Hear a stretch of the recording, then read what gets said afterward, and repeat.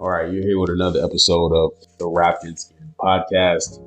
This is episode 4. I'm Justin Grooms. First of all, and I always want to say that I'm truly appreciative of the love, the feedback, the support that I'm getting. I mean, it's just something I'm doing honestly because I feel led and called to do it. And I'm hoping that something I say at some point throughout these episodes will impact some people, will have a positive effect, positive influence on people, wherever you are, whatever part, stage of your life, your personal journey, your spiritual journey, your relationship with God. I hope this impacts you in a positive way. It's enjoyable for me because I get to do something with these revelations that God is giving me. And he's been giving me a lot over the past 6 or 7 weeks or so. And so I'm trying my best to bring them to y'all. Now, this has been a difficult episode to kind of unpack and sit with. And people, some people who are listening to this will know some of the reasons this has been difficult, and I won't get into all those. But let's just say it hasn't been easy bringing this episode to you, right? But I have made up in my mind that I'm going to persevere and then I'm going to push forward in this endeavor and try my best to get out of my own way and allow God to use me in whatever way he sees fit. Now, at the beginning, when I started this, I said this is not necessarily a religious or spiritual podcast, and it's not. I mean, I talk about, you have to understand that where I'm coming from, everything that I do has some component of godliness, spirituality, because again, I am a spiritual being having a human experience. So the lens through which I view most situations in my life currently are through a spiritual lens, because I understand that my flesh is not in charge anymore. And that may not be where you are currently, but hopefully that's where you're trying to get to. And that's why I hope this can help you and impact you. But ultimately, the goal of this podcast is to help some people who are confused, who are seeking some sort of guidance, wherever you are in your life. The whole entire goal is to find people where they are and to help them. I write often, and I wrote this quote some years ago, and it's to this day, it's probably been over a decade ago, but it's one of the most meaningful thoughts that I've had, and I was able to record it in real time and write it down. And it's this thought, this idea, and this thing that I live by when I do things like this is that there is a life in the crowd, and perhaps just one, who needs me. And if my voice finds its way to them, then my life has been worth the living. And so when I get frustrated, when tasks seem daunting, I think back to that quote and I push forward. So all that said, I'm going to attempt to give you something on this episode that's going to be helpful and impactful for your life, or at minimum, give you some things to think about and to consider in ways that you may have not ever considered them before. The last episode, called The Relationship Danger Zone, if you haven't watched that episode or listened to the episode, oh, by the way, part of the difficulty was with the camera set up. So we're not going to put this episode up on YouTube. It will just be available on Spotify and Apple Podcasts. So if you were super excited, which I don't know many of you are, but if you're super excited about seeing my face in this episode, you will not. So hopefully you're consuming this somewhere where you just listen to the audio. But if you have not listened to or watched, because the last episode is on YouTube, if you haven't listened to or watched the last episode called The Relationship Danger Zone, I would recommend you go back and watch that, because again, I think that one, from a practical standpoint, can really help some people, particularly people who are in the age range of, I would say, probably 30 to 45. right? I think if you're in that age range and you're single or you're dating or you're in a new relationship, I think it would benefit you to go back and listen to that episode and then share it, provide me feedback, all that good stuff. If you are trying to provide me feedback, like through my social media channels, like if you're trying to DM me, I see a lot of DMs come through on Instagram. If you're trying to DM me on Instagram and we're not connected, like I don't know you, or even, especially if some people are trying to DM me and not even follow me, but if you are, we're not connected, I may not see those. I'm just being honest. So the best way to get my attention is probably to comment on a post or something like that. That way I'm aware. Maybe let me know that you sent me a DM. That way I can go check it out. So, but again, if you haven't watched, go back and watch or listen to all the episodes. But if you haven't listened to episode 3, go do that. I think it'll help some people quite a bit. Now, that episode, we talked about relationships as they pertain to humans, having a relationship with another human. What I'm going to attempt to unpack tonight is a relationship with God, what that looks like, some of the challenges associated with developing a real relationship with God, and obviously the benefits of having a relationship with God. I think all of us, I shouldn't say all of us, that's an overgeneralization, but I would venture to guess that most people who are listening to this consistently are seeking a deeper understanding or deeper relationship with God. If you're not, take that with a grain of salt, but hopefully you're in that place where you're seeking some sort of knowledge and wisdom and understanding. And what I think happens most of the time when we're seeking knowledge and wisdom and understanding, a lot of us call that revelation or revelatory experience, is that we want the revelation without the relationship. I'll give you time to write that down if you're taking notes, and then I'm going to say it again. We want the revelation without the relationship. Now, to me, it's crazy to expect that any being would enter into a relationship with you that is one-sided, one where you have not developed any rapport, you have not gotten to know the other individual. And then on the first hangout, or the first date, or the first time you meet up, you start to ask them to reveal their deepest, darkest secrets to you, give you the keys to the kingdom, give you all their insight, all their knowledge, and all their wisdom. And on top of that, you ask them to give you tangible things. Give me a house. Give me the wife, the husband, the kids, the car, the dream job, the vacation packages. But I don't really know you. I just heard that you do this kind of stuff for people. Like somebody down the street told me that when they talk to you, they get all kinds of things. So they pointed me in your direction. I want some stuff. Lay it on me. Let me get some of that stuff.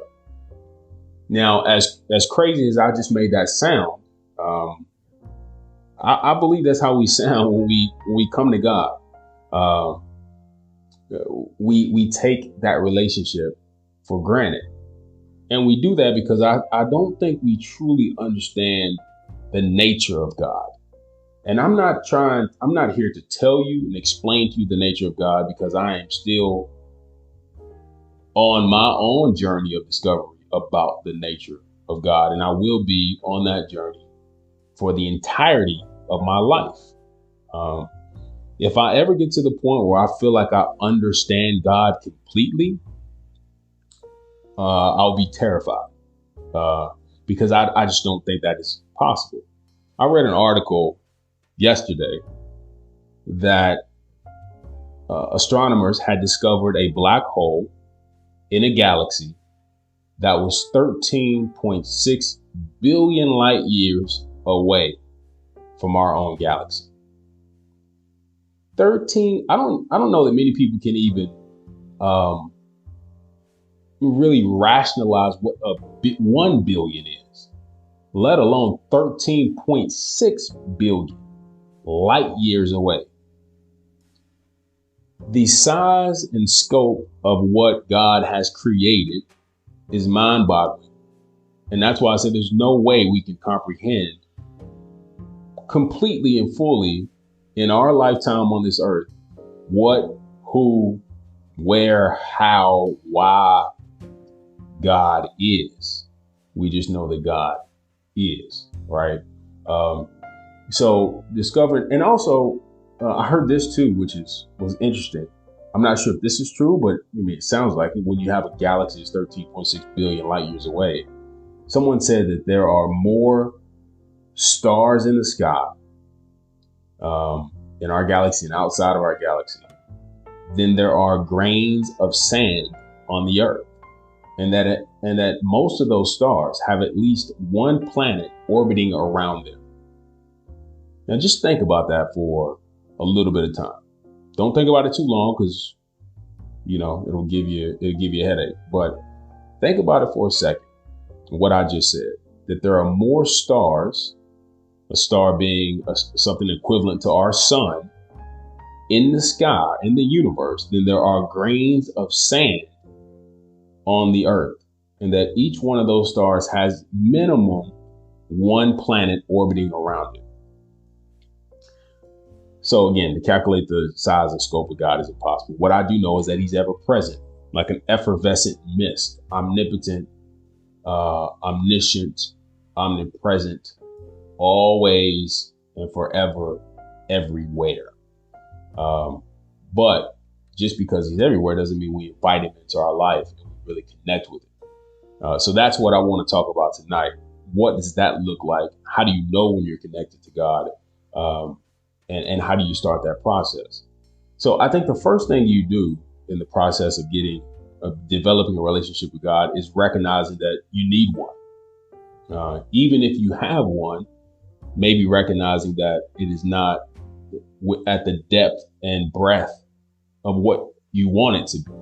That's the first thing. Acknowledging that your relationship with God, if there is one, obviously if it's non-existent, you want to start one.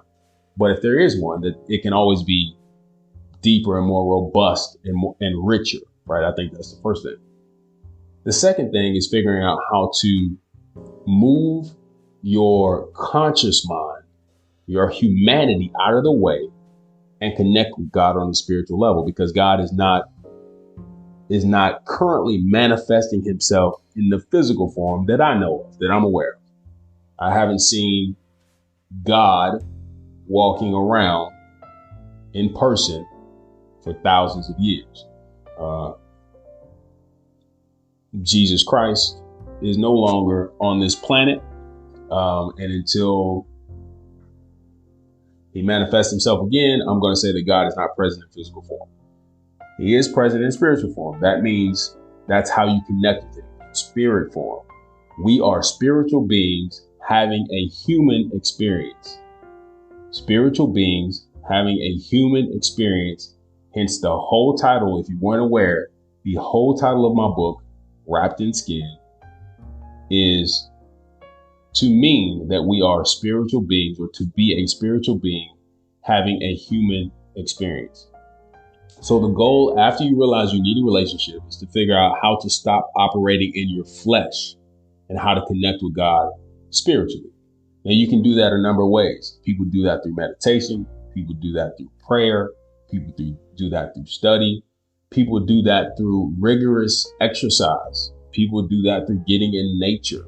There's a multitude of ways that you can release your conscious mind from control and start to connect with God on a spiritual level. And most people do that in some way, shape, form, or fashion, even if they don't realize they're doing it. When people get intuitive thoughts, they say, oh, my intuition is telling me I shouldn't do that. Or my intuition is telling me I should call this person that I haven't talked to in years. My intuition is saying, stay out of that area. Don't go there. Whatever it is, your intuition is telling you that still small voice is God. The reason it's small, I believe, is because you haven't cultivated a relationship that allows it to be more robust and richer. And I'm not saying this from theory. I'm saying this from real experience. I've been connected with God in some way since I was 7 years old. I got baptized at 7, and I consciously knew what I was doing, but I wasn't spiritually mature, which is another conversation for another day, because I do think that kids are more connected to God than adults are. But I don't have time to unpack that on this episode. But I wasn't really fully aware what it meant to give my life to God. But I started to develop a relationship from that time. Now, over the course of my life, I heard God clearly in some instances, and sometimes I didn't hear him at all. And other times I kind of heard God and kind of got an insight as to what he would have me do in certain circumstances. But I wasn't sure. There was like static in the line. It's like you're in a bad area, so you can kind of hear the person, but it's cutting in and out, right? And that happens to most of us when we are out of alignment with the will of God, when we are doing things that are, when we're operating in our flesh and we're not operating from a spiritual standpoint, when we have not allowed our spirit to take control of the wheel, and our spirit is relegated to being a passenger in the vehicle, okay, and not actually the driver.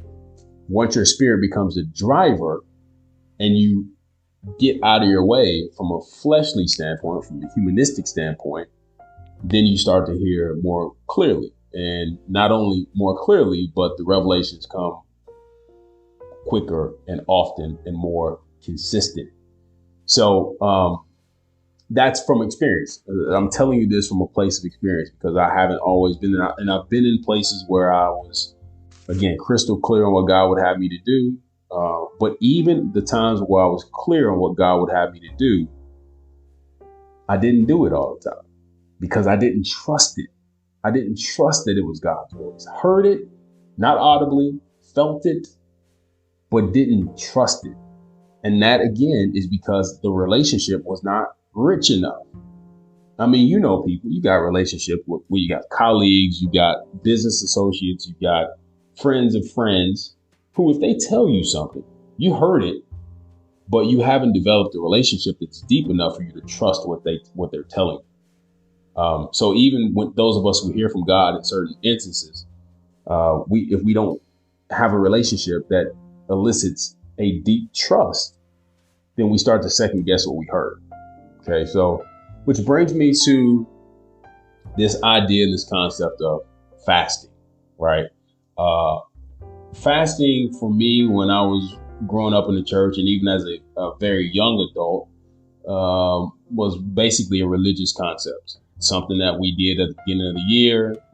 Most people did like a 21-day Daniel fast because the church was doing it as a collective. You know, it was going to be a corporate fast.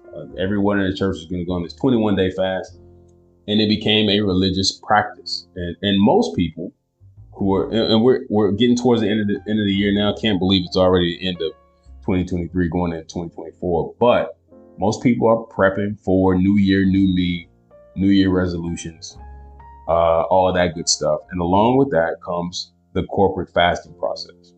Now, I'm not knocking anyone who does a corporate fast, but I would say that most of us have no idea, A, why we're fasting, and B, what we should fast from. And if you're doing it out of some sort of religious practice, I venture to say you're not going to get the results that you desire. And so the principle of fasting is important for many reasons. I mean, it instills discipline. It kind of bolsters your faith. It gives you something to do as a collective, as a body, right? A body of Christ, a church family. It gives you that thing to share in and to grow in your relationship with people who go to your church and who are in your community or are fasting with you. But what I think fasting is for primarily is to help you remove stuff from your life that is impeding your ability to connect with God. because it is taking up space, energy, and time.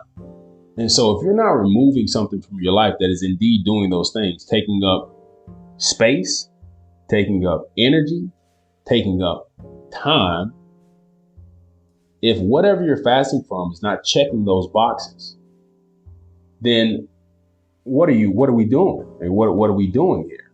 Because I believe that the whole reason that we should fast is to eliminate distractions and eliminate things that, so we can make room for God. Fasting to me is equivalent to spring cleaning, right? You're getting rid of some old stuff that no longer serves you, so you can introduce some things that are fresh, new, and that serve you better than those things you got rid of. And so if you're getting rid of things that aren't really even taking up space in your life, like for me, if I fast from food, I'm pretty much into health and fitness. Fasting from food is not a big deal. So if you tell me, I can't eat bread for 21 days, I don't eat bread now. If you tell me I can't eat meat for 21 days, I've gone 6, 7, 8 months at a time without eating meat. If you tell me I can't smoke, I don't smoke. So that's those things that people fast from. Normally, if it isn't costing you something, you're probably not going to get out of it what you want. I believe that fasting is a sacrifice. It is costing you something. It is something that's difficult for you to give up. And it's you telling God that, God, I want a relationship with you so bad. I want you so badly that I'm willing to give up these things that I desire in my flesh in order to have a relationship with you. You're pouring out to be filled up. If you're taking notes, write that down. You're pouring out. Fasting is pouring out to fill up. Pouring out to fill up. So if you're doing this 21-day fast, if you're about to start fasting, about to think about it, if you never fasted, you're considering it, you don't know what this whole concept of fasting is. Think of it that way. Ask yourself, what is it that is taking up time, energy, and space in my life that is not doing me any good, that is doing more harm than good, and that is affecting my ability to connect with God on a real, deep, interpersonal level? I think that's extremely important.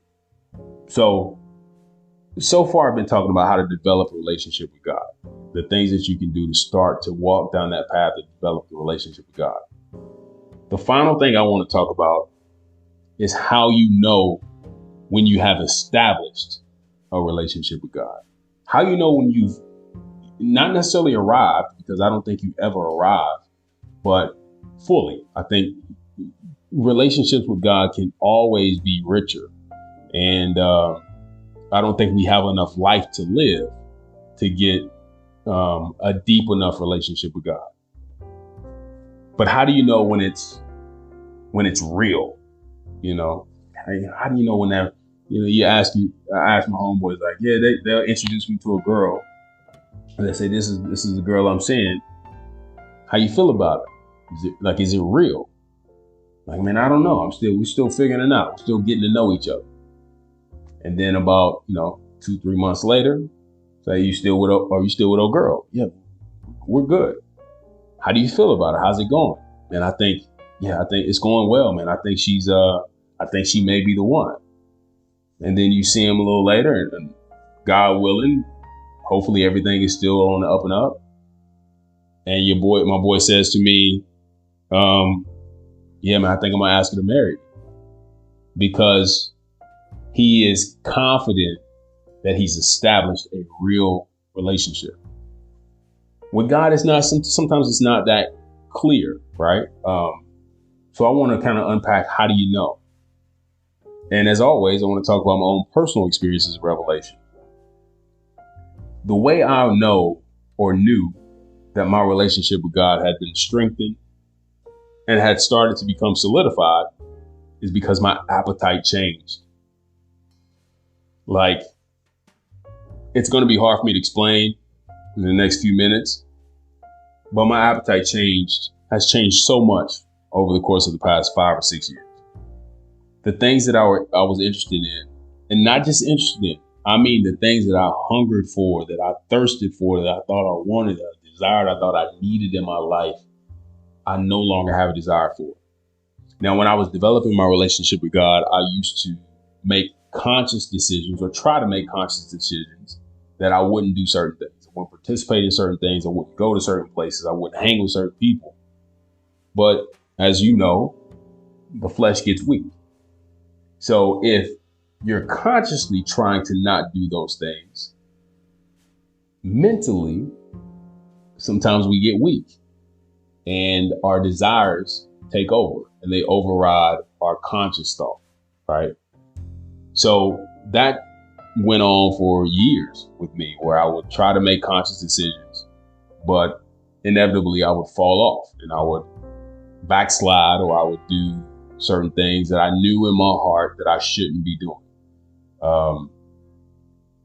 And so, but what has started to happen as I began to seek God more rigorously, meaning I started to really spend time sitting in silence and searching for him in the darkness, and searching for him in my solitude, and embracing the fact that I needed to be alone in order to connect.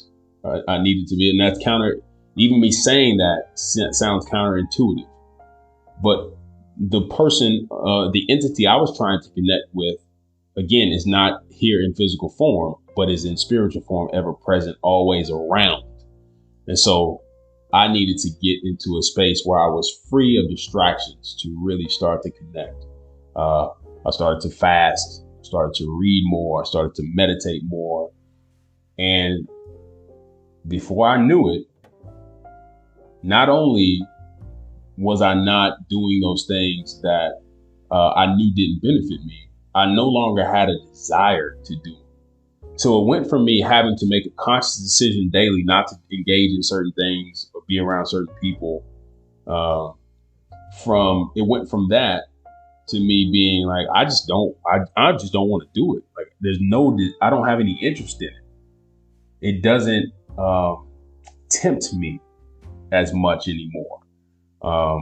And so that's how I knew, oh man, this relationship is getting strong, because what was happening was God was replacing my desires and my will with his desires and his will, because slowly but surely I was inviting him in to inhabit my life. And his presence was beginning to merge with my spiritual being, and we started to walk in alignment. Now that is a consistent, ongoing process. And the moment you it's like any relationship. And you can listen, any of my exes out there listen to this. This is an opportunity for you to recognize that I have grown. I promise you I have grown. Because any relationship, and I've learned this, that you're not constantly cultivating and constantly going through checks and balances on, will get weak. So just because a relationship was once strong, you can't think that you can take your foot off the gas and it remains strong. It is a daily cultivation of a relationship. So I said that to say that even to this day, even though I know what it feels like to have a relationship with God, there are days and moments and times where the relationship has weakened because I haven't put forth as much effort as I needed to. So where I'm at now is that I'm keenly aware of the sort of practices and activities and things that I need to do in order to continue to develop and cultivate that relationship. And when the relationship is strong, I have no doubt when I'm hearing from God. I have no doubt what God wants me to do. I have no doubt why he wants me to do certain things. And I have no doubt that I'm going to do it to the best of my ability. Fear has no place when you know that God has motivated you to do that thing. It may seem like it's impossible. It may seem like the cards are stacked against you. It may seem like there's no reason for what you're doing.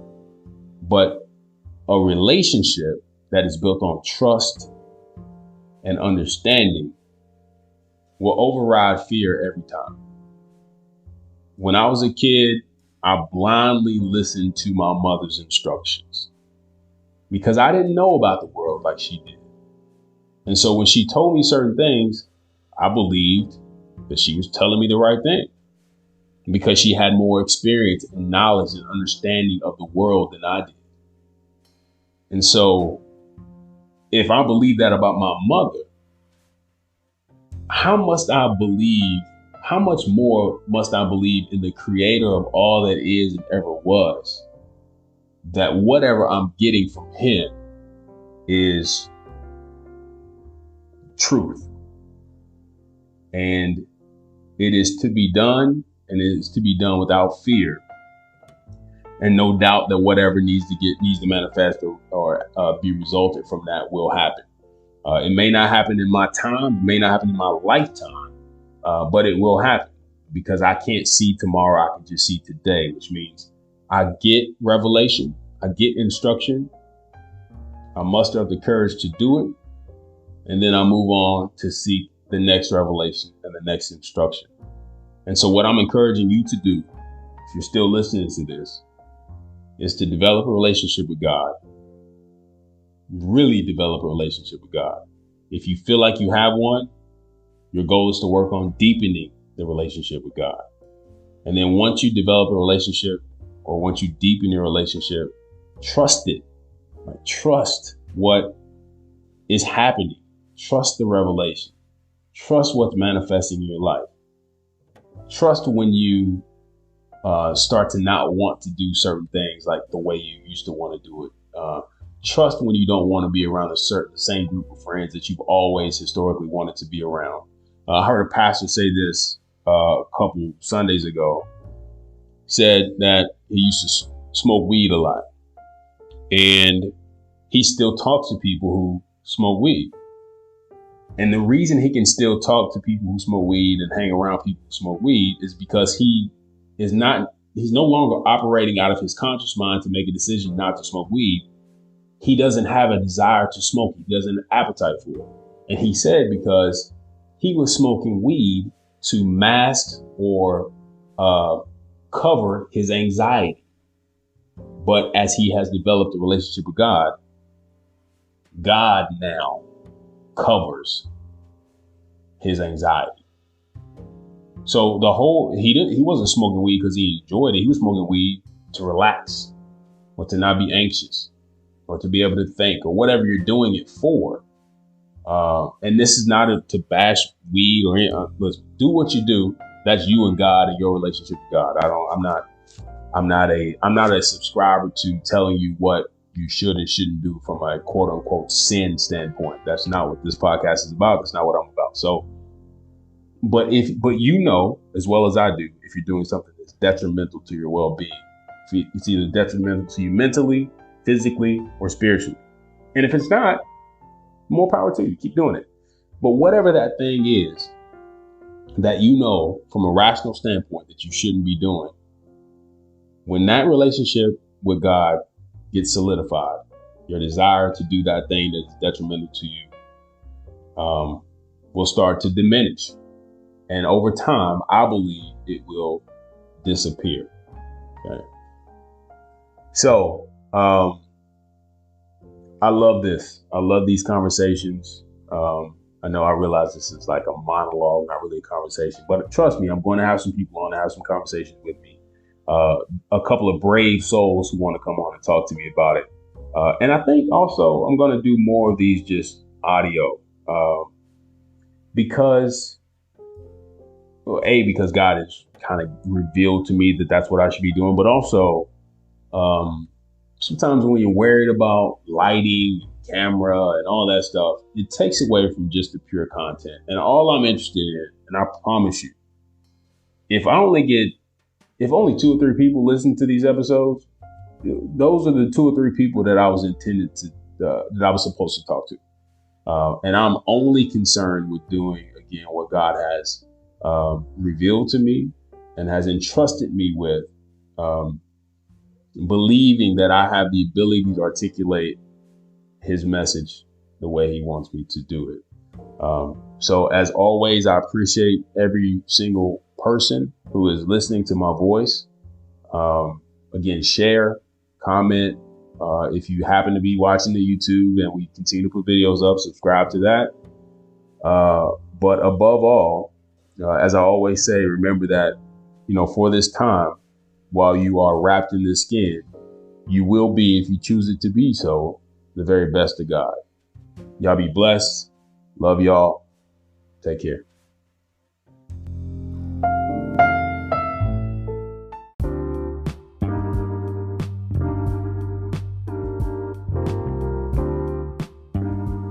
That's a wrap for this episode, pun intended.